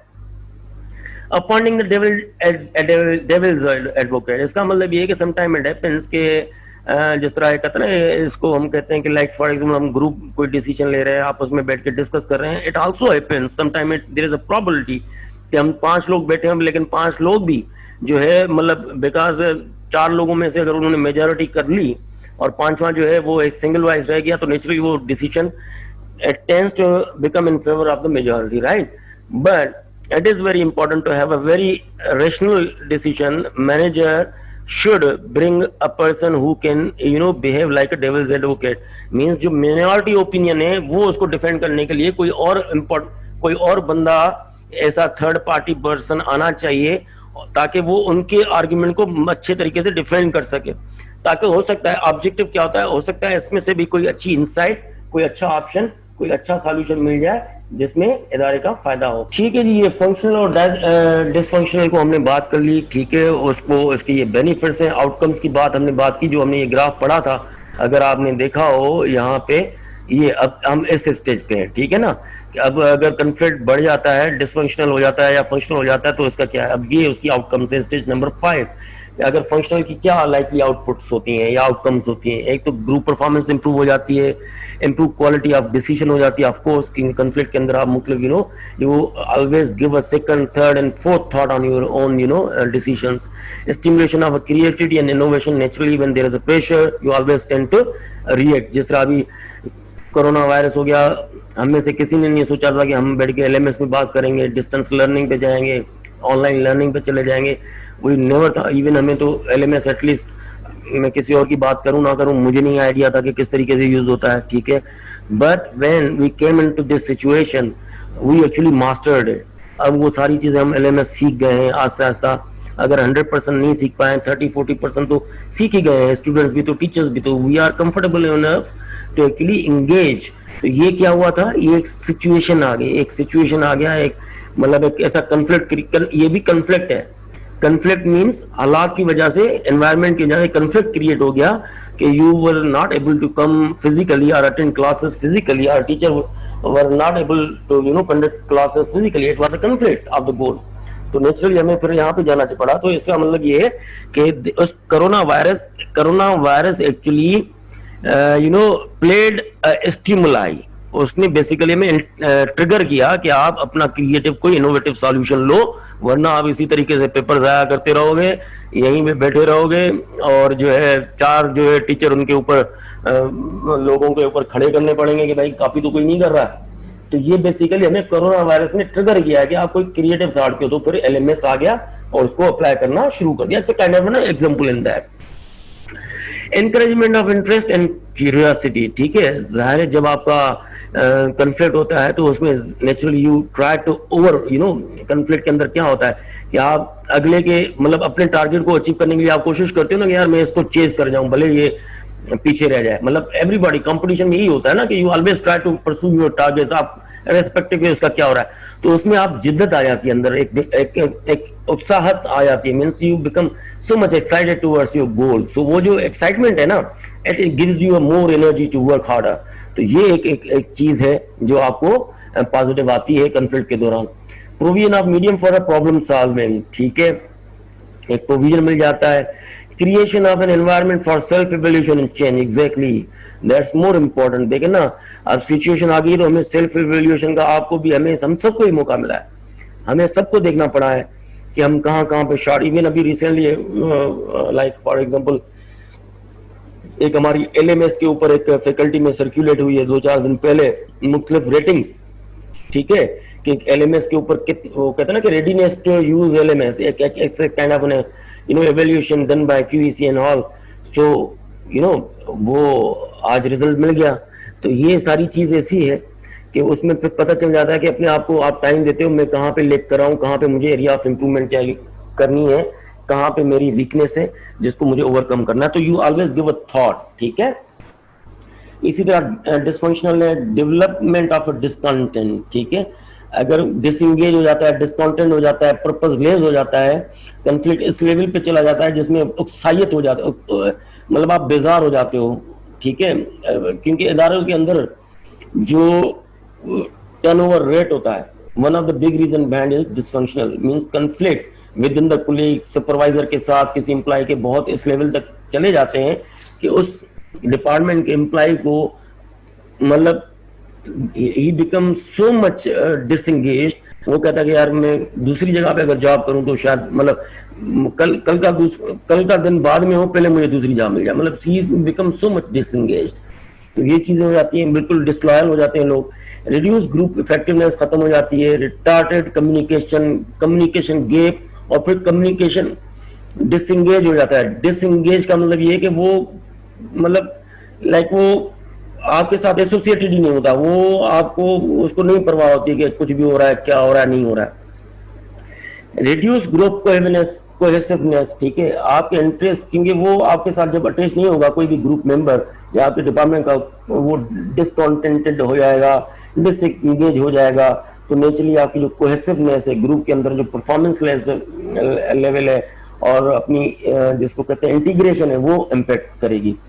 In fighting among groups members overcomes groups goals, ठीक है ना। अब मसला ये है कि ग्रुप के अंदर जो है इसको ओवरकम का मतलब ये है कि जो आपके ग्रुप के टारगेट्स हैं किसी भी इदारे में, क्योंकि देखे ना किसी भी इदारे के अंदर जब वहाँ के मुख्तलिफ डिपार्टमेंटल हेड्स लड़ते हैं, मैं आपको बता रहा हूँ इंडस्ट्री का एग्जांपल, कोई भी इदारा इतना जब कॉन्फ्लिक्ट इस लेवल पे चले जाए कि एक दूसरे की शक्ल पसंद ना हो, एक दूसरे के साथ मीटिंग में सिर्फ पॉलिटिक्स हो और लेग पुलिंग हो, ये मुख्तलिफ मैन्युफैक्चरिंग कंपनी में हर इदारों में होता है, बहुत सारी जगहों में मैंने देखा है। तो होता क्या है, परफॉर्मेंस आपके जो अपने कॉन्फ्लिक्ट्स होते हैं वो बेसिकली आपके ग्रुप या आपके इदारे के इंटरेस्ट को सफर करना शुरू कर देते हैं, ठीक है। अब होता है कि जब आप उस कॉन्फ्लिक्ट में इस लेवल पे चले जाते हो, कहते हैं ना कि दो हाथियों के बीच में चोटी मारी जाती है, तो उस डिपार्टमेंट के लोग या उस ग्रुप के लोग, चाहे वो मार्केटिंग हो फाइनेंस के, वो बेसिकली सफर कर रहे होते हैं, क्योंकि कॉन्फ्लिक्ट तो टॉप लीडर का आपस में है, लेकिन क्योंकि टॉप लीडर का कॉन्फ्लिक्ट आपस में हो गया है तो नेचुरली उनका जो इन्फ्लुएंस है या उनका जो वो लाइक एक्सपेक्टेड रिएक्शन है वो भी नीचे ट्रिकल डाउन हो जाता है, ठीक है। तो लिहाजा उनका एटीट्यूड भी, उनको भी अपने आप को कंट्रोल में करना पड़ता है, मतलब वो ना चाहते हुए भी उसी डगर पे चलना शुरू हो जाते हैं जिसपे वो नहीं चलना चाह रहे हैं, ठीक है जी। फिर आ जाते हैं जनाब creating functional conflict, reward dissent and punish conflict avoiders, ठीक है।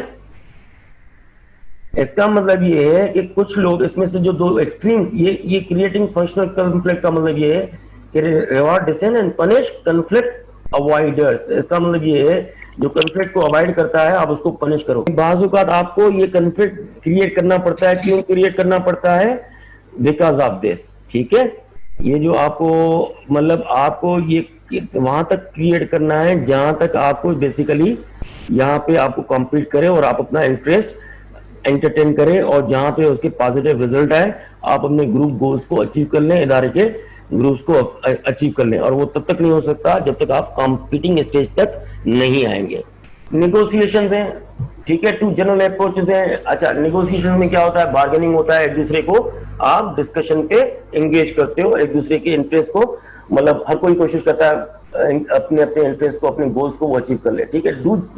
उसके लिए कौन सी दो अप्रोचेस होती हैं, डिस्ट्रीब्यूटिव बार्गेनिंग होती है, दूसरा इंटीग्रेटिव बार्गेनिंग होती है। बार्गेनिंग के दो तरीके होते हैं, ठीक है। अब ये वही वाली बात है जिस तरह हमने कहा ना कि आप अपना अप्रोच, अपने रिसोर्सेज बढ़ा दें, जहां पे रिसोर्सेज की फाइट हो, ठीक है, और आपको लगे कि मिसाल के मुख्तलिफ डिपार्टमेंट में कंफ्लिक्ट हो रहा है, मार्केटिंग को रिसोर्सेज ज्यादा जा रहे हैं, उनकी कंपनसेशन ज्यादा हो रही है, ये सारा कुछ हो रहा है, तो उसके लिए जो है आप बेहतर है कि आप इक्वल कर दें। जरा मैंने मार्केटिंग का एग्जांपल दे दिया कि अगर 5 प्रमोशन अगर मार्केटिंग में दे रहे हैं तो आप कोशिश करेंगे प्रोडक्शन में 5 प्रमोशन दे दें। ये ना हो कि वहां प्रमोशन 5 हो एक साल, प्रोडक्शन में एक भी नहीं हो, तो कंफ्लिक्ट क्रिएट होगा। इंटीग्रेटिव का क्या मकसद होता है, negotiation that seeks one or more settlement that can create a win win solutions, ठीक है। अगर for example some time it happens, अगर सपोज कर लें आप, अगर कोई किसी की सैलरी प्रमोशन दे दिया आपने एक डिपार्टमेंट को, भाई उसके प्रमोशन मिल गया, अब you are actually because of your HR policies and all what you are not in a position to give or expend your resources, तो आप उसकी अल्टरनेटिवली कुछ कर लें। सपोज कर लें किसी को आपने प्रमोशन दे दिया एक साल में, तो अगले साल जो लोग रह गए या जो डिपार्टमेंट रह गए आप उनको इंटरनेशनल ट्रिप करवा दें, कोई बड़ी ट्रेनिंग पे भेज दें, ठीक है, या कोई और इंसेंटिव उनको ऑफर करते हैं जो उनको बेसिकली उनको बैलेंस कर सके, ठीक है। इसी को हम कहते हैं विन विन सिचुएशन। अगर वेंडर, अगर दो पार्टीज की हम बात करें कि मिसाल के तौर पे अगर मार्केटिंग और प्रोडक्शन, मार्केटिंग का क्या होता है, उनको चाहिए होता है प्रोडक्शन सप्लाई, कि प्रोडक्शन से जितना माल आएगा उतना हम सेल करें, ठीक है, तो उनकी डिमांड होती है। तो प्रोडक्शन वाले कहते हैं भाई मेरे पास इतना ह्यूमन रिसोर्सेज नहीं है, आपने जो टारगेट सेल के जो रखे हुए हैं वो हमारे लिए अटेन करना प्रोडक्शन वाइज बड़ा मुश्किल है।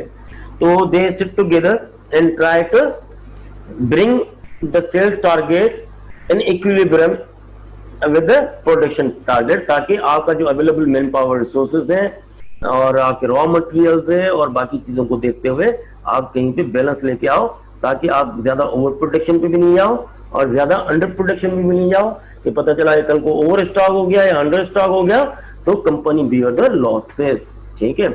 अगली स्लाइड में क्वेश्चन लेंगे आपसे, ठीक है, डिस्ट्रीब्यूटिव वर्सेस इंटीग्रेटिव बार्गेनिंग, ठीक है। अब ये है इंटीग्रेटिव, ये डिस्ट्रीब्यूटिव, ठीक है। ये ब्लू कलर मींस ये मेरा टारगेट है, ये आपका टारगेट है, और ये यहाँ पे आपका टारगेट है रेड कलर में और ये मेरा टारगेट है, ठीक है। अब इंटीग्रेटिव में मिसाल के तौर पे ये आप देख रहे हैं कि ये वाला जो एरिया है यहाँ तक पहुंचा और ये एरिया यहाँ तक चला गया है, ठीक है। समटाइम इट हैपेंस, क्या होता है कि आप मतलब किसी को एक स्पेस दे देते हो तो वो आपको दूसरा स्पेस दे देता है, means sometimes you retreat from your one goal and achieve another goal, ठीक है। आपने एक गोल रिट्रीट किया, इसी तरीके से आपकी अपोजिशन पार्टी ने एक चीज पे कॉम्प्रोमाइज किया, आपको वहां पे स्पेस किया दे दिया, ताकि आप अपने ये दो गोल अचीव कर ले। और वो फॉर एग्जाम्पल मार्केटिंग और प्रोडक्शन की बात कर लूं, जिस तरह मैंने बताया कि सपोज कर ले अगर वो प्रोडक्शन और सेल्स की ऊपर बात हो रही है कि सपोज कर लें कि अगर प्रोडक्शन का टारगेट ये है कि भाई हमें 500 यूनिट जो है हम बना सकते हैं, मार्केटिंग वाले कह रहे हैं कि हमें 700 यूनिट बनाने हैं, ठीक है। अब मसला ये है कि उन्होंने डिस्कस तो कर लिया कि चलो भाई ठीक है, आप सपोज कर लें 700 नहीं बना सकते हो और आप 500 बना सकते हो, लेकिन मसला ये है कि आप एक काम करें, ठीक है, फिर 500 बना दें, लेकिन उसके साथ हमारे पास स्पेयर पार्ट्स की भी जरूरत होती है, तो लिहाजा स्पेयर पार्ट्स में आप जो है 200 यूनिट जो है स्पेयर पार्ट्स वाले जो है, जो एग्जिस्टिंग डाइज है, जो अवेलेबल स्टॉक है, आप उसमें से हमें सपोर्ट कर लें ताकि हम उसकी स्पेयर पार्ट्स को भी सर्विस कर लें। मींस ये are the multiple objective, means जहां पे आपको एक गोल को कॉम्प्रोमाइज मतलब गिव अप करना पड़े just to have an space in other areas, तो आप उस पर कर लेते हैं। अच्छा, ये जो अप्रोच होती है ना, कॉमनली इसको हम कहते हैं स्ट्रेटेजिक अलायंस, मार्केटिंग कॉन्सेप्ट या मैनेजमेंट कॉन्सेप्ट के हवाले से।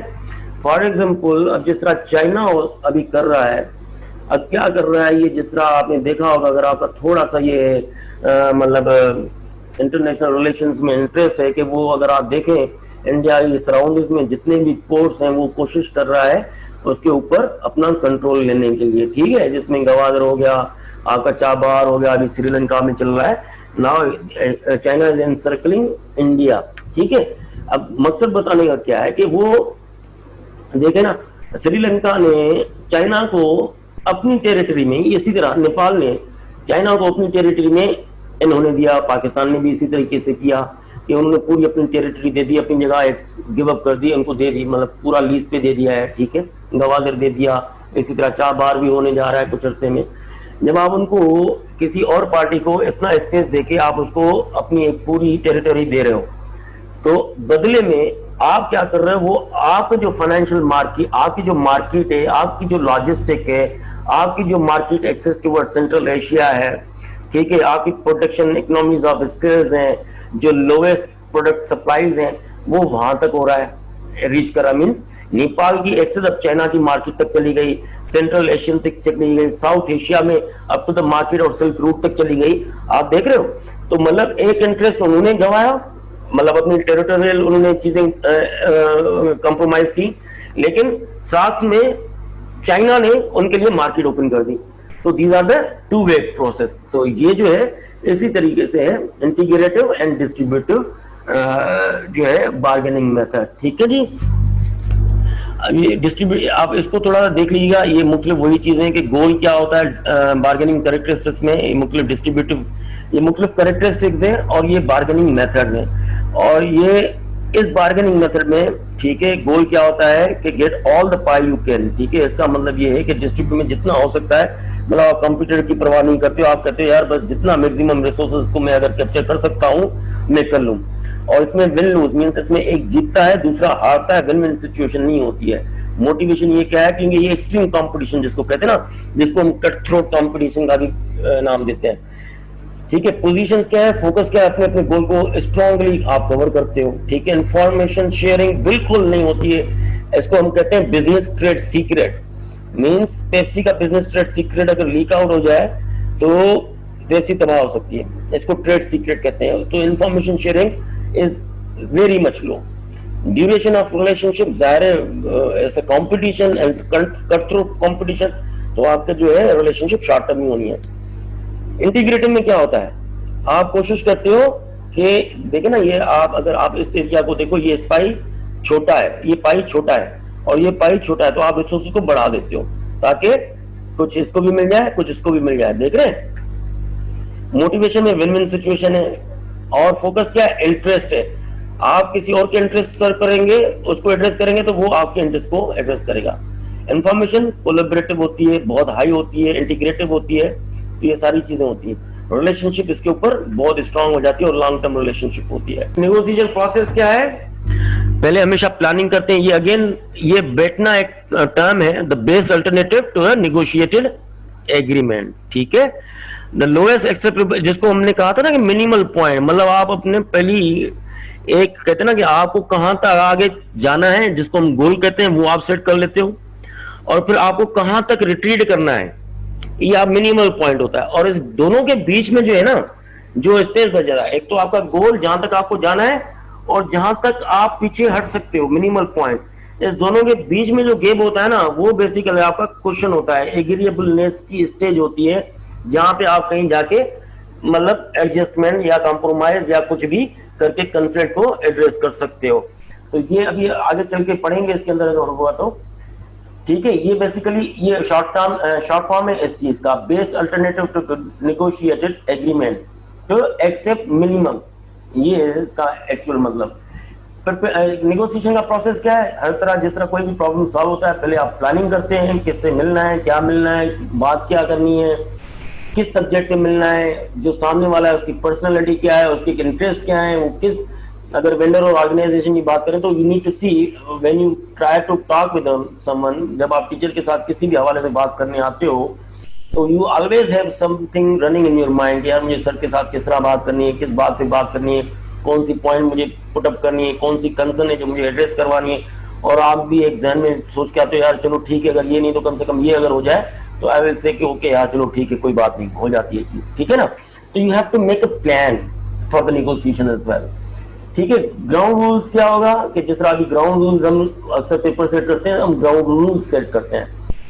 एग्जाम होता है, हम क्या करते हैं कि आपके पास टाइम बताया जाता है, ये टाइम होता है, उसमें ये सवाल होंगे, मतलब ये इतने क्वेश्चन होंगे, इस तरह के होंगे, और आपको ये अटेम्प्ट करना है, आपने अगर मिस कर दिया तो आपको दोबारा अटेम्प्ट नहीं करने दिया जाएगा, ये सारी चीजें हैं। और आपको ये भी बताया जाता है कि अगर आपने फाइनल में जो दोबारा आपने एक दूसरे के LMS ID शेयर कर दी और बाकी चीजें अगर किसी ने कॉपी पेस्ट मारा, तो ये सारी चीजें ट्रेक रिकॉर्ड हो रहा है, IP एड्रेस मॉनिटर हो रही है, एग्जामिनेशन डिपार्टमेंट इसको परसू कर रहा है और आइडेंटिफाई कर रहा है कौन से स्टूडेंट इस तरह की चीजें कर रहे हैं। ये सारी चीजें ग्राउंड रूल्स हैं, आपको बताए जा रहे हैं कि भाई आप इन चीजों से मोहताज रहें, ताकि ये आपकी क्लियर एक्सपेक्टेशंस रहे, एक्सपेक्टेशन वेरी क्लियर होती जाए कि ये ना हो कि कल को खुदा ना खास्ता किसी का नाम सरफेस हो जाए तो उसको फिर मतलब ना तो शर्मिंदा होना पड़े, ना फिर किसी को उसको किसी शख्स से उसको शिकायत होनी चाहिए। तो ये बड़ा इंपॉर्टेंट है, एक्सपेक्टेशंस को क्लियर रखना, ग्राउंड रूल सेट करना, कहां तक आप जो है आपकी चीजों को टॉलरेट किया जा सकता है और कहां पे आपको पकड़ाया जा सकता है।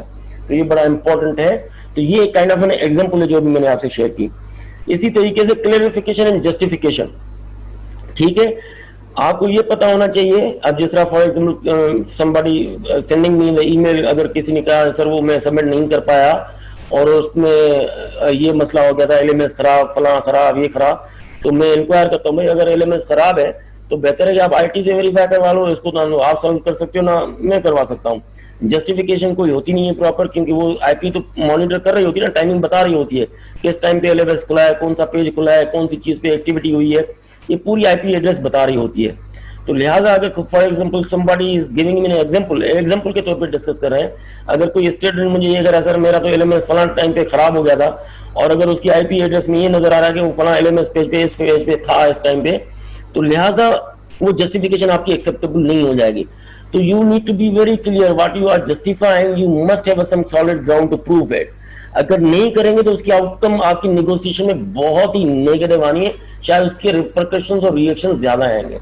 तो लिहाजा आप जब दूसरी पार्टी से बात कर रहे हो, you must have a very clear clarification कि आप क्या जाके बात करना चाह रहे हो, कहां तक आपको बात करनी है, और आप अगर कोई बात आती तो आपके पास उस बात करने की क्लियरिफिकेशन और जस्टिफिकेशन क्या है। इसी तरह दूसरी पार्टी के पास भी होनी चाहिए कि अगर कोई फॉर एग्जांपल इस तरह है तो he should also actually explain that. Bargaining and problem solving, ठीक है जी।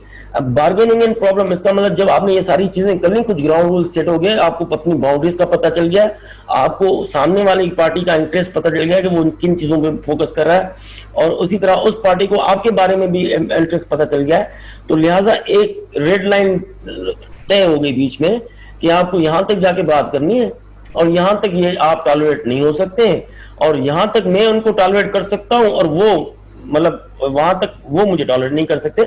मींस यहां पे फिर आप आइडेंटिफाई करते हो कि चलो ये ग्राउंड तो हो गया सेट, अब मिनिमल पॉइंट्स को हम आइडेंटिफाई कर लेते हैं, मिनिमल वो कहते हैं ना पॉइंट ऑफ कॉमन इंटरेस्ट, उसको एड्रेस करने की कोशिश करते हैं ताकि विन विन सिचुएशन हो जाए कि सामने वाली पार्टी का भी नुकसान नहीं हो जाए ना हो और अगली पार्टी का भी ना हो। तो उसको हम कहते हैं bargaining and problem solving stage.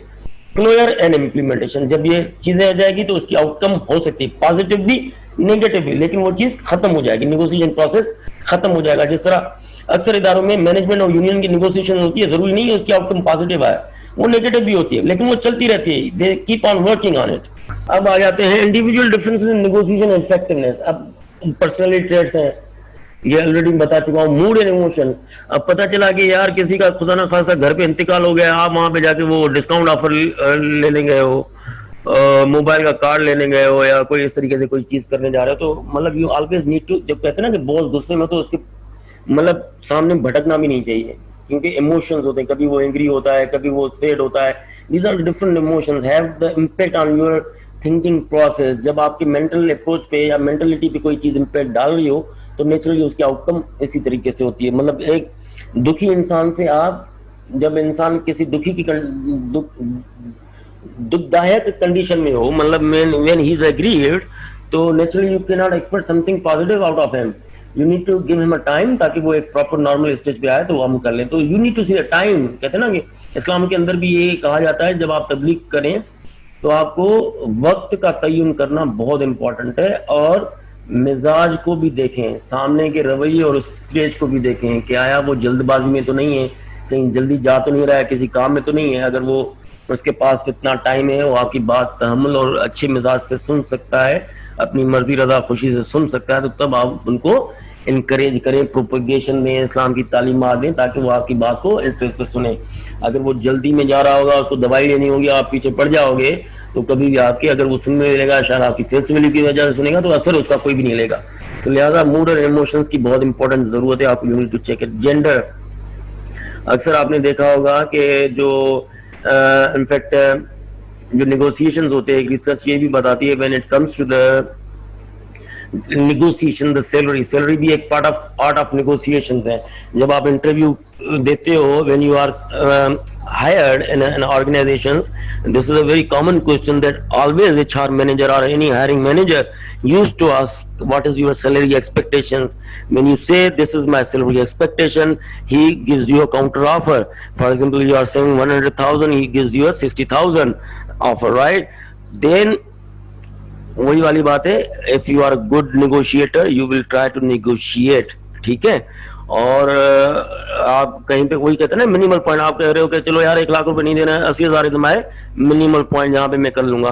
तो इसी तरह हायरिंग मैनेजर आपसे ज्यादा डेढ़ होशियार होता है, वो आपको जो है ना 1/4 भी बताता है, क्योंकि उसका बजट अगर 80,000 होगा, वो आपको बताएगा 50,000, ताकि आपको 60-70 में जाके वो लॉक करेगा, if you become on that range, ठीक है।